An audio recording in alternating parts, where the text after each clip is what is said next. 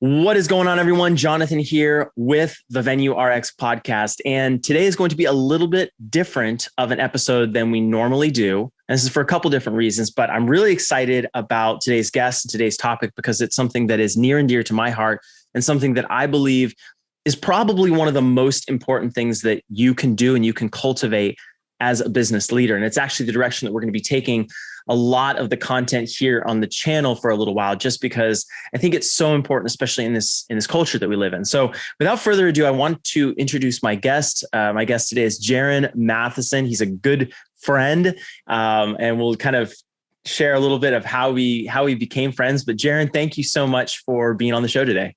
Jonathan, thanks for having me come on. I really appreciate it. I'm actually really excited to talk about the topics we're going to talk about. They are near and dear to my heart, and my favorite thing to actually talk about is what we're going to get into.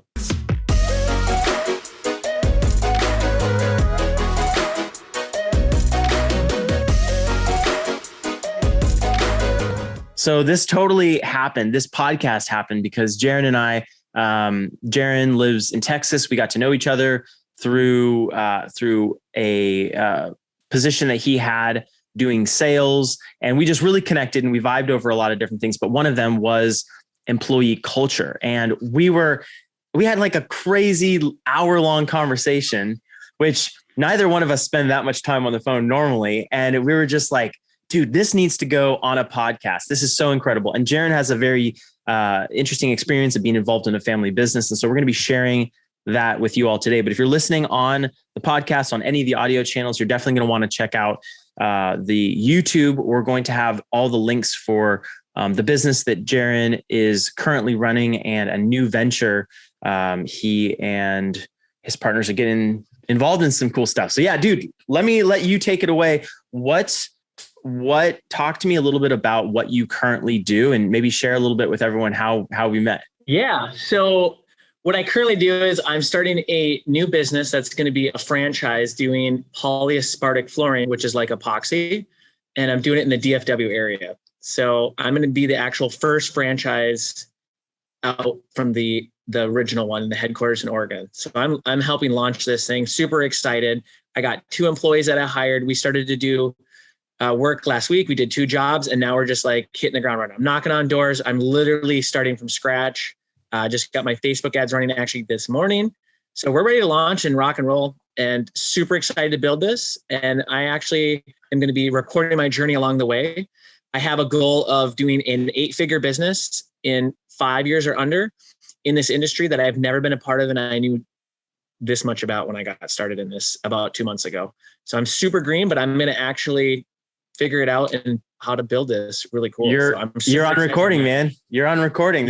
So I'm going to just figure out how to do it, and I'm going to make it happen. And one of the things is declaring it to the world, right? Like if you want something to get done. So I want to build an 8-figure business in 5 years or under. So one thing to help me do it is I'm going to tell everybody I'm going to do it. So love it. And then how we met, I used to work at a company called Valuetainment with Patrick Bet-David, and Jonathan here was actually one of my clients that I sold the product for that Patrick sells. And it was really cool how we connected, because I don't remember if it was on LinkedIn or if I called you randomly, but we just stayed in touch. And I don't think you bought from me for like 2 or 3 months. Is that right? Yeah. Oh, at least it probably was. Yeah. Like 3, maybe even 4 months. Yeah. But we just stayed in contact, and it was like, how's it going? What are you up to? Anything new? And eventually you just called me up and actually bought from me. I never actually even sold you, it felt like. Yeah. And that's really where I think the conversation around business started, because your style of sales is very consultative. It's very collaborative. You're not trying to hard close anyone, but you've had a lot of success in sales because of your approach and the way that you present and position yourself in those conversations. So it started with that. And then we got talking about employee culture. So share a little bit. People may be thinking like, all right, this guy does an epoxy business. Why does Jonathan have him on the Venue RX? You guys not only have, you and your partners have purchased or in the talks or the works of purchasing what may be a small little venue? Yeah. So there is actually on the 29th here is the closing date. So it should be right around the corner here. There's going to be a venue. It's the studio for recording, and we don't know exactly what's going to happen, but we are going to be doing some pretty cool stuff on the property. I'll be way more in the back end on that. But yeah, there's going to be events that are going to happen and some pretty cool stuff. So I can't get into everything yet because it's not official and it hasn't actually happened, but it looks like it's going to go through. So that's a different thing that I'm a part of as well. That's outside the epoxy place. Yeah. Well, you have quite a bunch of different businesses that you're involved in, but the topic that we're going to be talking about today is, like we've mentioned, employee culture. And so many businesses in the wedding and event space are family businesses. It's mother and son combinations. It's, mother-daughter combinations. It's siblings. It's relatives. It's people who are close together who realize they have some things in common, and it works naturally for them to work together. I'm actually going to go today to meet with a woman and her sister who run an event venue, and this is really, really common in the industry. And so when we talk about family-run businesses, you have a lot of experience with that as well, correct? Yeah. So I built a family business, and it was a little unique because it was me and my wife, her parents and my parents all owned 1/6 of it. And we started it in my dad's garage. So it wasn't a venue thing, but it was a manufacturing business where we produced small jewelry, magnets, keychains, and we wholesaled them all across the country.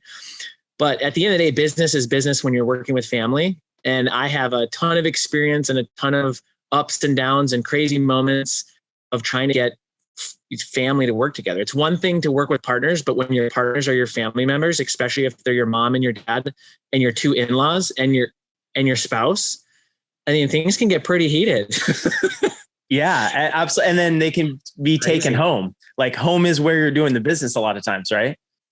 Yeah. Well, the funny thing is the business actually evolved and came onto my property. So I had 30 acres. And as we grew, I had this big kind of warehouse shed, and we put the business in there, and then it outgrew that.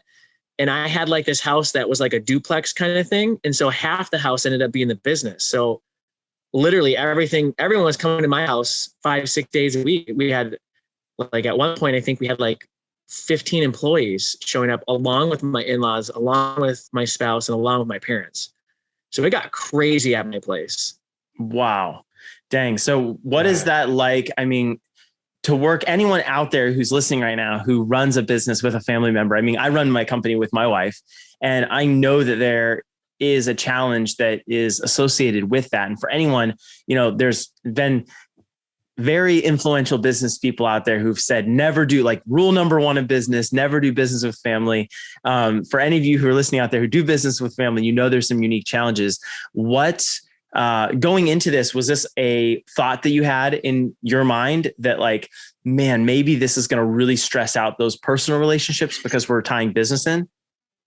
No, it's so funny because we went the opposite route. We just thought because we were really close, our families, we just thought it was going to be rainbows and butterflies. Like, literally, like, we're like, yeah, we get along great. Like, why would we not be able to do business together? And the funny thing is the first like 3 to 4 months was very great, very easy, because you're just hustling to try to get a business going, right? You're just trying to figure out how to make things work. The internal culture hasn't even been set. We hadn't even talked about like what people actually want. We're just trying to get sales. We're trying to make product. We're just trying to see if the thing works, because we didn't know if it's going to work, right? So like the first beginning stage is like, do we actually have something that's going to take it to the next level, right? And so once we got going, that's when problems started to happen. And I think the biggest issues that arose is we never actually sat down and talked about what we want. We said we did, but we never actually drove into it. So like when we created a business, and it was called Dier's, and it's still up and running today, and my parents own it. I got bought out with my wife and her parents. And so my parents still run it. But what happened is as we got going, we each individually knew what we wanted kind of from the business, but we were 6 different individuals trying to create this separate entity. And we couldn't really define what that was, because we were all had our, skills and what we wanted to do with the business, and they were all different. And so when we put them into this bucket, it became this awesome thing. We were like these superheroes that like had this awesome team, but like kind of in the Avengers that you break up, right? Because things come up, you're not getting along. and you don't actually agree on what the definition is of what that separate entity should be. And we never kind of got to that point. Was there anyone, or was there a conversation early on about kind of everyone's position in the company and who had veto power, or kind of a process for decision making, or was that not really needed? Because like you said, at first, it's just like you're trying to hustle and get the business started. Yeah. So originally, like my dad was like the CEO. I was kind of like the integrator COO. So we were kind of like, as you would like do an org chart, right? Kind of that way. But what kind of happened is this is where you need to have a conversation earlier on. And I think it was an interesting thing I went through, but like we all owned 1/6 of the company. And so there was like this ownership where we felt like we could almost override and veto people if we didn't like an idea, if we could say like 4 versus 2. And eventually what happened is we actually hired like a counselor to come in and teach us about business and how actually like bylaws work and how you actually make an operating agreement and who's in charge of what, who actually has what you just asked about, who can actually make the final decision. And the interesting thing is we actually went to this counselor a few times and we were working things out. And one of the things we agreed upon was actually doing a consensus vote, which is really tough because now you actually have to have the majority or almost everyone say things when things come up instead of one person trying to do it. So we actually voted on that. And then what happened was we all went through this. This just wasn't one person. Whether it was my father-in-law, my dad, me, or my mother, we would come up with ideas and try to do it. And we were never really allowed to actually do it and get it done and see if it worked or not, because other of us wouldn't like it. Like I would shut my mom down, or my mom would shut me down, or 3 of us would shut my dad down, or my dad would shut me down. Like it literally was like this, not one person over the other. We were all just had these ideas, and it just created this huge mess of making an internal culture. And as we started growing, we would get employees, right? And that makes it even more complicated. It's one thing when your family members are yelling at each other and we're arguing, but when you start bringing on 2 employees, 4 employees, 5 employees, now we have 10 employees, that creates a huge mess of a culture. Dang. Okay. I totally can see that snowballing. As you add in, you have that existing dynamic of family members and maybe some friction happening as you start developing this company. Maybe was there a conversation about culture, or did culture just naturally occur as a result of everyone working together? Well, I think to the latter part is culture just naturally happens whether you have a discussion or not, right? Like it's going to happen in whatever way happens, but it's best to have conversations about it. So we did have conversations about it. And what we found out is we kind of had different ideas, right? Mm-hmm. So, and at the end of the day, like, I think there's kind of 2 things when you're doing business, right? You can either be a self-employed person or you can be an entrepreneur. And they're kind of completely different things. A self-employed person, is somebody that wants to build a business, make some money, and kind of be in the whole day-to-day grind for 20, 30 years and just run that business. Where an entrepreneur wants to build a business where it hires employees and they take over the business. And eventually you can even not even be CEO, right? You can even replace yourself as the main leader in the business and completely back off and go do something else.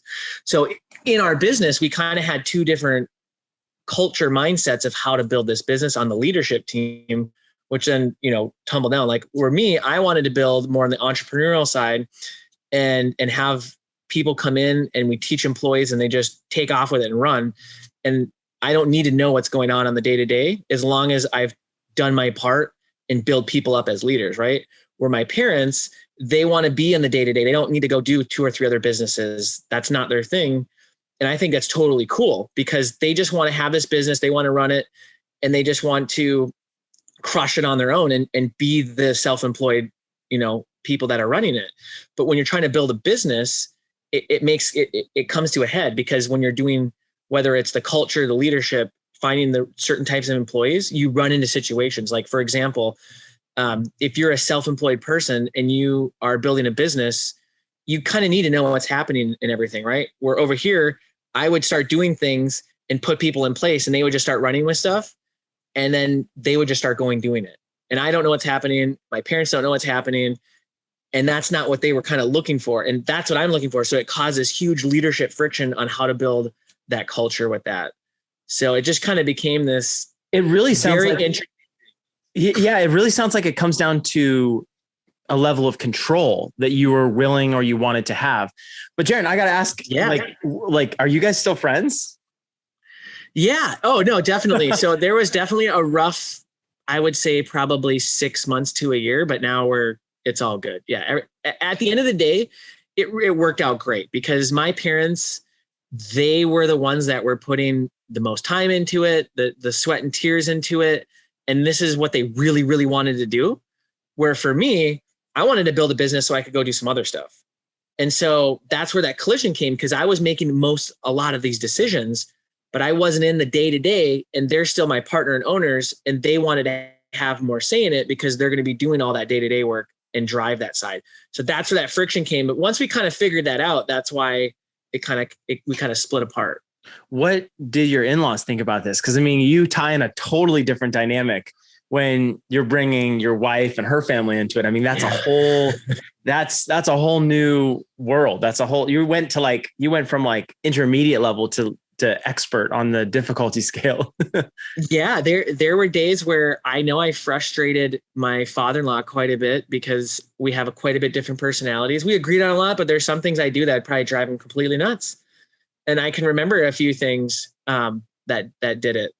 So, but yeah, it just brought a lot of craziness, man. And I just want to go back a little farther. And I think the biggest thing I learned from that, though, is when you're getting a business done with family and partners, mainly with family, is sit down and really try to understand what people want in their life, not just the business. Because I wanted to do things that were not just this company for the next 30 years of my life. I want to own a whole bunch of businesses, a whole bunch of investments. And my parents didn't want to do that. And part of it is, maybe their age, where they're at. They don't need to go do that stuff. Maybe it's not their ambition. And so when you're building that business, make sure you understand where everyone's at. So like for me, I needed to understand that this was what my parents were doing and my in-laws. And, maybe this is what they're going to retire on. This is the money they're bringing in. And so if I'm trying to make all these decisions doing this and I'm not heavily involved on the day-to-day, I can see why I probably hurt them, because it looks like I'm probably not as heavily invested, even though I am. It's just a different way that I show it, if that makes sense. It makes total sense. I'm all in, but it doesn't appear I'm all in because I have all these other things I'm doing. But all these other things I'm doing actually benefit this company. You just don't see it at the moment because of the partnerships I'm making. I can raise money as we scale and do different things. I bring a different aspect.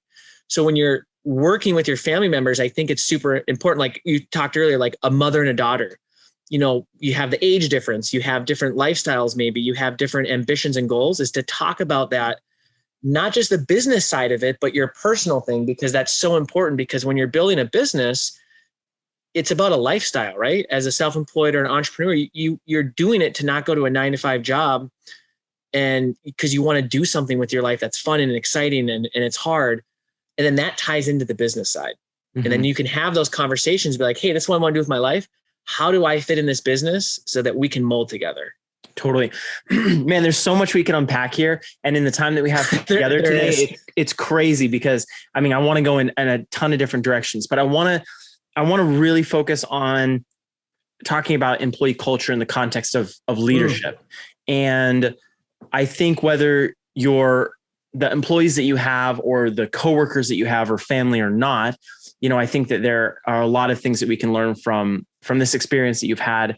But one thing I want to mention is if you're listening to this right now and you are in a business where you're working with a family member or you have employees, I think it's important to take a step back and address that question that you talked about initially, which was, what are my ambitions? Like, do I want to be a self-employed person, like you mentioned, or do I want to be more of an entrepreneur type? And as I think about the wedding and events industry, I think of the photographer out there who may just want to shoot 12 or 20 weddings a year and may want to work with a second shooter. Maybe this is a videographer. Maybe this is a florist who needs a small team of contractors that they just hire for day of stuff, but they're not really looking to build a massive company. And it's not that it's a hobby and it's not that it's any less quality. It's just a different animal. It's apples and, a totally different thing. Like cars. Like it's just a different thing. It's not better than another. One thing's not better than another. It's just completely different. And so I think that is an important conversation to have. Like, what do you want to do? If you're a wedding planner, if you own venues, do you want to own multiple venues? Or is this the one venue that you want to work on? Do you want to have a planning company where you have multiple people working for you and you have this large business, or do you want to be smaller and just do it yourself, because the joy in it for you is the process of the planning, not like owning a business, which is a completely separate thing. So for anyone listening out there, taking a second to think about that, I think is really, really important, because if you don't start from that place, it sets you up for failure and disappointment, and maybe even achieving incredible success, but not really having a level of satisfaction with what you've done, because it's not really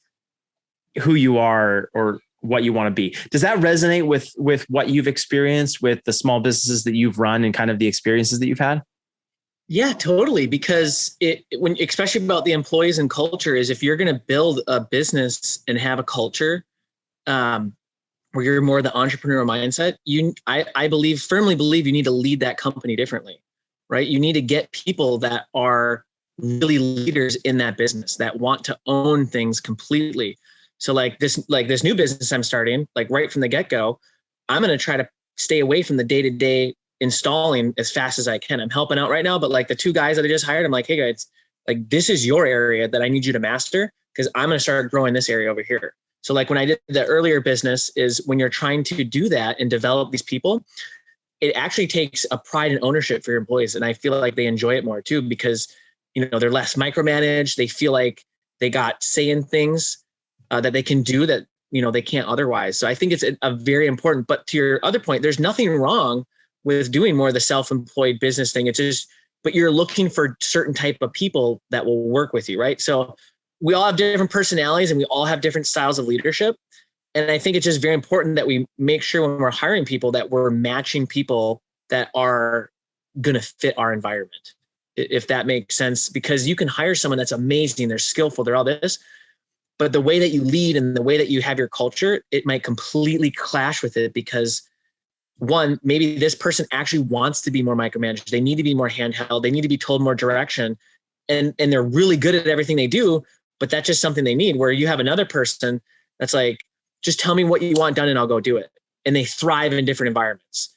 So depending on how you're building your company, you need to hire specific people. Like one of my favorite sayings is, I can't remember what book it is exactly, but somebody's asking somebody about, how do you get your receptionists to be so friendly? They're always smiling. Like, how did you train them? And then the guy's like, I just went and hired friendly, smiley people. Like I didn't train them. I just literally were looking for those type of people. So when you're building your business, I think it's important to know what you want to do with it. If you're trying, like you said, if you're trying to scale it up here and you be more in the back end, or if you want to be up in the front end, who is going to be, under you and along the way on your leadership team, that they fit that style. I think it's super important. How do you cultivate that style of leadership? Like whose responsibility is that? Because you talked about ownership, right? Like an employee that you want to own the role. And let's now speak to the business owner who realizes that they need to scale. They want to hire people. They want to hire leaders within their company to help grow their company. They're not interested in being a solopreneur. How does one go about building this culture? I mean, yeah, you mentioned hiring, but like after you hire a good quality person, what's the next step to cultivate this culture? This isn't for everybody, but I think one thing is most small business owners have to realize you're your own worst enemy. If you want to scale to that next level, you have to admit it and realize it, that you get in your way more than anyone else. It's not those people that you hire. And once you can get to that point, you're just retraining your train of thought, right? Walk us through that. Like, what do you mean? What do you mean we're our own worst enemy? Like in which way? So say for an example is if you're building a business and you're doing good, like you're making some profit. Say we're just going to throw arbitrary numbers there. You're making 100,000 a year in profit, right? For most people, that's great. But they want to get to where they're making 250,000 and they have more time, on vacation. They're spending more time with their friends. It's more like streamlined, right? You're not actually putting in the 60 to 80 hours a week. You want to pull back. Well, I think a lot of people to do that is you have to build your team around you and build a business that doesn't need you. And I think a lot of small business owners, that hurts them. And I think it hurts their ego and pride that I built all this stuff. I can't believe it doesn't need me. Not everybody, but I think there's a lot of small business owners that it just hurts them, I think, in a way. And so if you're building your business to not need you, that's actually the way that entrepreneurs think. Right? I hear though a thought of somebody right now, and maybe they're listening to you say that and they're like, yeah, Jaron, that's great. That's great in theory. And I would love to do that. But the people I have working for me currently aren't very bought in. They don't really seem very interested. They're not taking that level of personal ownership. Yeah, I'd love to back off. But the simple fact of it is, if I back off, quality slips. If I back off, things don't get done. The best person to take care of the baby is its mother, kind of thing, right? And me as the owner, putting my hand on every single thing actually keeps us in business, actually keeps us, bringing those clients in. So here's all I would say to that is it totally makes sense, but there's other companies and people doing it right now. Exactly what I said. They're figuring out ways to get out of their way to build their business. And they don't know how to do it right now, but there's people actually doing it. They're scaling their business and they're getting themselves out of the way, because a lot of things are going to come up. Money's a big issue. Like, I don't have the money to hire the talent I need. Totally get it. I worked while I was building my family business. I was working a full-time job. I was working 40 hours a week somewhere at a power company while I helped scale my family business. And we were doing several $100,000 a month, some months in sales. And we were selling an $8 product. You can imagine that's a lot of product for moving out, right? We had a lot of employees. There wasn't enough money to pay me to leave. So I had to grind the daytime job while I was having a family. We got 3 kids during the time. So it's not like it happens overnight. Sometimes it does. And sometimes speed is amazing. But for me, it didn't happen overnight. I went through 8 years of not getting a paycheck while I worked a full-time job and while I built this business. So to that thing, yeah, it sometimes it just takes years. I didn't know any better. If I could start right now, when I'm starting this new business right now, I have a huge advantage. I just went through all that. I'm on a whole different playing field because I've retrained my mind and how to think. So I'm already starting this new business from a different viewpoint, right? I'm looking at it like, okay, how do I position myself where it doesn't need me as much? So think of it like this. It's not that I'm not willing to go do, like today, I was out door knocking for an hour just to start drumming up sales because I need to get my pipeline filled, right? I'm the owner of it and I'm knocking on doors. Like, I'm going out and doing the grinding. But the goal is that's actually hurting my business, because if I'm out knocking, I can hire someone to knock and do that, right? I need to do the more important things on how to scale this business. Like, when am I getting my new trucks? I need to be looking for the next techs that I'm hiring. So in the venue event, like, you probably have to retrain your mind on how to get to that next level. And it just doesn't happen overnight. And that's totally fine. Like, I would say, just think of it like this. It's kind of like you're training, right? Like, to ride a bike. The first day you ride a bike, you fall down a whole bunch, right? In 10 years, you could not ride a bike when you're 30 and you ride it in 40. You could get on a bike and you're not going to fall down, right? Because you did it your whole childhood. There's a process you have to go through to get to that. And then it's a never ending process. So I don't know if that exactly answered it, but no, it did. And I think a lot of times people, to use your bike analogy, people hop on the bike of hiring employees and they fall off, meaning they maybe hire a bad employee, right? Or they don't clearly express what the goals are or what the company's trying to accomplish. And so the employee gets confused or whatever. And so those are the proverbial falling off the bike, right? And it happens a couple of times. And at some point they just decide, you know what, this whole bike riding stuff is not for me. Employees are crappy. Yeah. And you start getting jaded. But imagine, to your point, if a kid did that when they were riding on a bike, fall down 6 or 7 times and it's like, nah, this bike riding stuff isn't for me. You don't do that, right? You keep going. You keep trying, because it's not the plan that's broken. It's your execution of the plan, right? 100%. Yeah. Well, sometimes the plan does suck. Let's just say that. Like, okay. Very rare, but like sometimes you just come up with a terrible plan, but it doesn't matter because you're going to tweak the plan, right? The first plan you come up with in a year from now, it'll look completely different as you as you maneuver your business and do things, everything changes, but you just need to have a plan. It doesn't matter if it actually sucks, but first come up with that plan and then just start executing to your point. Like a baby doesn't just stop to try to walk, right? It just keeps going and going and falls down. Just imagine if we just do that now as we're an adults and we just stop because like the 100th time we're like, well, I can't do it. The baby is not stopping at 100 times because it wants to walk. It's going to do it no matter what. It's just trained in that mind. But as we get older, I feel like we just like give up earlier. And to your point, a lot of it's execution. Actually, one of my business partners, Josh Latimer, he said something to me once that made a big impact. He said about decisions, just imagine that you make 10 decisions, Jonathan, in a month, and you do 9 out of 10 and they're perfect, right? Because you're just trying to get stuff done. Now imagine I do 100 decisions, but I fail at 75 of them, but I did 25 really good ones. Who's ahead for the month? Probably me, right? Like I did more, I got things more done, but I failed at a whole bunch. And as you go, your failures will get smaller because you're learning and you're getting more things done. So sometimes it's just more important to take action. So you're talking about employees, so you just have to learn it. Like if you've never done it, you got to, go find a mentor, go find a coach. How do you build a culture? Like people are out here doing it. Like, I think it's kind of like, I don't know what the word to use is, but like, if you're not getting it done and you think it can't be done, there's other people that are stupider than you that are getting it done. There's a lot of smart people that are getting things done that you're not, and they're not as smart as you because they're executing. They're just doing it. They don't care if they fail. And I think so many entrepreneurs and self-employed people, this is why I meant earlier, they get in their own way and they're their own worst enemy. It's because of this. It's their mindset. And I think until that changes, it's really hard to actually get to that next level, whether it's in your life, your business, spirituality, all that stuff. I think that's very important. So tying it back to the employee part, I think it's really important for you as a leader in your company to build the foundation of trying to help get your employees what they want in life. And then you'll naturally get what you want. So like, here's an example. Yeah. So here's an example. I just hired a 19-year-old kid. Okay. He wants to be an entrepreneur and he wants to build a business. And he was going to go in the military or he was going to potentially work for me.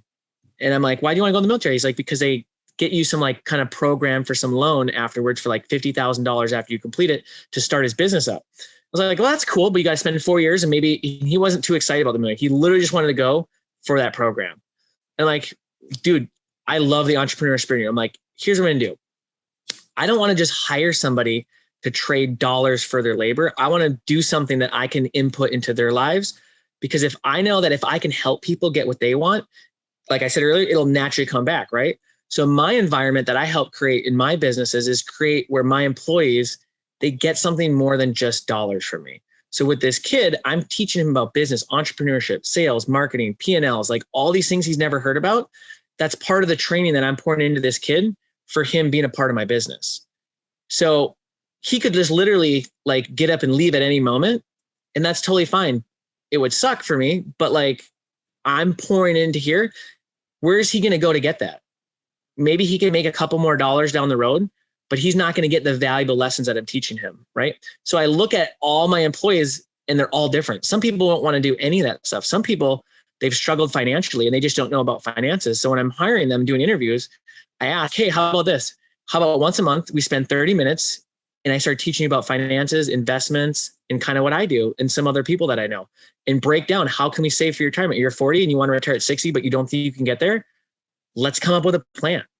Like, so I try to invest time into employees that are not just work related to build them up, because then they're going to come crush it for me. Right. And some won't, some will just take it and run, and that's totally fine. But I want to create a place where people love to come because it's building themselves up and they're not just thinking they're getting hours for dollars. And this kid that I hired, I literally told him, I'm like, in 3 years, you can't work here. Period. Like, you need to become an entrepreneur. This trade-off is me teaching you to go get your dreams. Even if you're my best employee, I want to kick you out of the nest and you need to go. Now, I'm not going to fire you because I'm not going to fire you if you're a great employee, but like, I'm going to push you out, man. Like, we need to go build your business. So I think it's super important that we realize the people that are doing the day-to-day work, they have their own lives, they have their own dreams. And every time you add somebody, you're getting problems too. You know, there's breakups, there's divorces, there's people die. and people have lives. And so sometimes like when you're an employee, you could have a bad day and you don't want to tell your boss anything. And you just like, why are you getting your work done? Why is this like, you just don't know. So I just take the approach of, I just want to love on my employees, have them make good money, have a good life, and they just go crush it. It seems like something that's really important that you do is you are asking questions and you're listening, because I think for a lot of business owners, the most important thing to us is our business, right? It's the business has to, and then we even tell ourselves like the business has to succeed so we can pay our employees. And so then we even kind of reverse engineer, and it's like, this is so important so that I can pay you. And I know I've even said that before, right? Myself. But I think what you're doing is brilliant, because what you're doing is you're taking the focus off of your business and saying, you, like as a person, your employee, what are you passionate about? What are you interested in doing? Let's create a structure where you feel like you can thrive. And to your point, I don't think that revolves around money all the time. I think it revolves around this kid, like you said, this 19-year-old kid wanting to run his own business. And when you have an employee, if you're a florist, or if you're a wedding planner, or if you are a venue owner or whatever, you can find and attract, I'm going to use a phrase that you used yesterday in our conversation, a diamond in the rough, who you can add value to their life. And they are so excited to work for you and work hard and work passionately for you, because you see their potential. You're willing to help them discover what that really is. And that may be in a completely different industry, but for the time that you're with them, you expect them to participate in the stuff that you're doing, but you in turn are going to invest into their life and make them better, just like what you're doing right now with that employee that you have. Yeah, no, you're spot on. And then just to add to that too, is there's that flip side where people will say, well, like, you know, you can do all that. That's great and dandy, but you're going to get employees that are not going to be that great. They're not going to show up. Like, what do you do with that part? Yeah. Yeah. So obviously you need to have an accountability thing, right? So you as a leader have to build a culture that holds people accountable too. So like, you know, just same thing, like, you know, you might have to write people up, you might have to do things, but if you're strong in what you want, people will naturally weed out of the culture. You probably won't even have to fire them, but it's up to you to hold that. You're a weak leader and you can't actually hold your standard, then they're just it's going to walk all over you. You just have to know where that line is, and you need to tell people. So like if somebody's messing up or doing something wrong, you know, we never like to be told we're doing something wrong, right? We always like to get praised. Like we always get a little defensive. So you need, like what I do is I just come up with ways. Like actually just today we did my back patio here for some testing for outside and doing some different things, and it didn't get done right. And so what I did is I said, hey, let's just have like a 5-minute go over, and I want you guys to look at the floor and see how we could have done this better. And we pointed some stuff out. And one of my guys, I just asked him like, what would you do better? Like, how do we fix this? Like, so we don't do it moving forward. And he just came out with this game plan. And I'm like, awesome. I said, here, write this out. So this is like a SOP, like a standard operating procedure. So we make sure we do this moving forward. So I never called anyone out because they did the job wrong. I came over there and tried to help them think of a different way to move forward. Now, if they keep doing it wrong, you could say, hey, you know, you've done this 3 times now. We can't do this. Like, one, it's affecting the job that's doing this. And you either have to get rid of that person or have a serious talk with like, if you do this again, or you show up late, you're going to get fired. So that's what I mean. Like, you have to hold that line, and you can be flexible, but at the same time, you have to make sure you have that standard. And it's very important that you are adapting. That's the wrong word. It's very important that you're looking at your employees and seeing where they're at, like every 3 to 6 months. And what I mean by that is, you know, what somebody wants now is going to change in 3 to 6 months. Someone could have a kid, someone could get a girlfriend, someone might want more money. You know, they might want different things. And it's your job as the leader to pay attention and know that. Some people like to be praised in front of other people. Some people could care less. Mm-hmm. Some people want money. Some people don't, you know, you just need to know what that is. So that way you can praise them and reward them for their love language. And that's what's going to help keep them around and help them want to do more. So like, for an example, like when I was working for the power company, I actually went and asked the CEO to mentor me on people and business. And this is a big company. Like, he probably didn't even think of this, but like, I was so much more excited to put time and energy into this business because he's pouring his time and energy into me, and he's running this $100+ million company, right? Like he's taking 30 minutes a month in pouring into me. Of course I'm going to go out and crush my job. Like this guy is spending some time with me. Like it just like, I loved being here. I'm like, wow, this guy's doing this. And I had, a supervisor and a manager I could go to there as well that poured into me and I could talk to, and it meant a lot. And so those little things or those little leadership things make you work harder, and it makes you not want to backslip. It make sure you're doing your timesheets right. It just makes you want to actually do everything you can for the company in the right way because you're getting treated right. And so you actually naturally feel guilty to do something wrong, if that makes sense. Now, everyone won't feel that way, but the majority of people will, I feel like. It drives engagement. I mean, it's estimated that 43% of the workforce is disengaged and when they're actually at work. And I think that number is probably even small, right? So that's close to half of people that when they show up to work, they're completely somewhere else mentally. And that's crazy. You're basically hiring a zombie more or less, to not have someone who's really being intentional about what they're trying to get done. That has an effect on your other employees that are trying. It has an effect on payroll. It has an effect on everything all throughout the company. I mean, I think everyone knows this too, is like one of the most expensive things in business is turnover rate, especially when you hit a certain level. If you have 10 employees and 5 people are leaving every 3 months, that's going to kill you because of the training costs, everything you're putting into them. So you want to have retention. And how do you have retention? You have to compete with the other workplaces and companies that have awesome cultures and amazing places to offer. If you don't have the money to offer and you don't have the benefits and all these things that these big corporations have, what can you offer that's different than that? What kind of culture and environment can you create that these, people that you want to work for you are going to like it? Maybe you can offer more flexibility. Maybe you can offer some kids can come to work sometimes, who knows? Like, depending on the work that you're doing and the environment you have, you can offer unique things. Like certain companies can't do certain things because of the style of the work, but you got to get creative and create that environment. And that's part of that culture. But the other thing too is just pouring out into people and just telling them they're doing a good job. And even if, they're having a bad day, it's okay. Like we all have bad days, but like at the end of the day is like making sure you tell them thank you, making sure you appreciate them. Like all these things go a long way. And I can say this back for my family business is we didn't tell each other we appreciated each other enough because we were family. So we thought like we all knew we loved each other. Well, really, all of us should have been like, wow, you just crushed today. You just did a 16-hour day. Way to go, mom. I didn't do that enough. Yeah.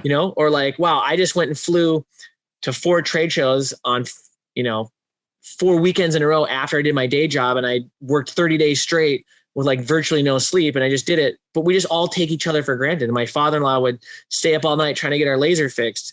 And he probably got, oh, good job. Like a casual instead of like, woohoo, this is crazy. Let's throw like a cake 15-minute party or something. Like we didn't do that enough. And I think that's something I learned is making sure we appreciate the people in our lives. And we just keep saying it over and over again because we just forget sometimes. And eventually, if you don't do it enough, you completely stop doing it. Yeah, it's taking people for granted.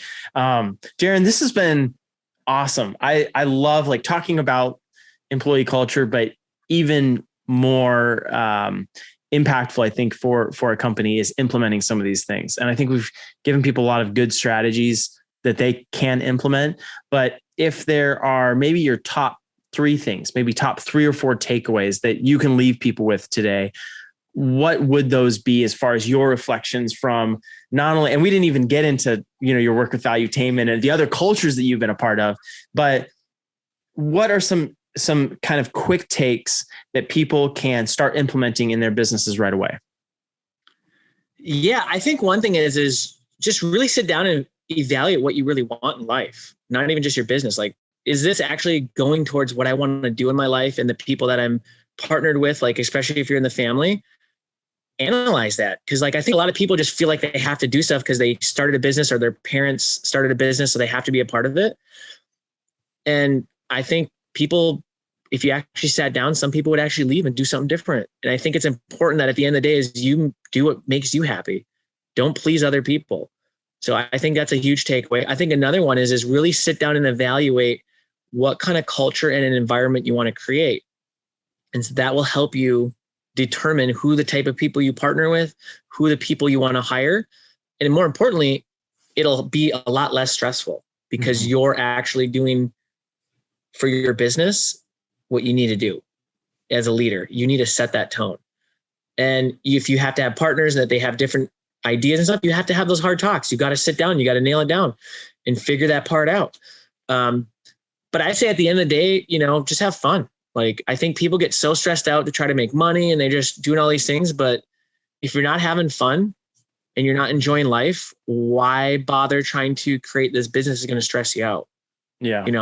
Very true. Why do it? Like, and a lot of people, the whole point of, yeah.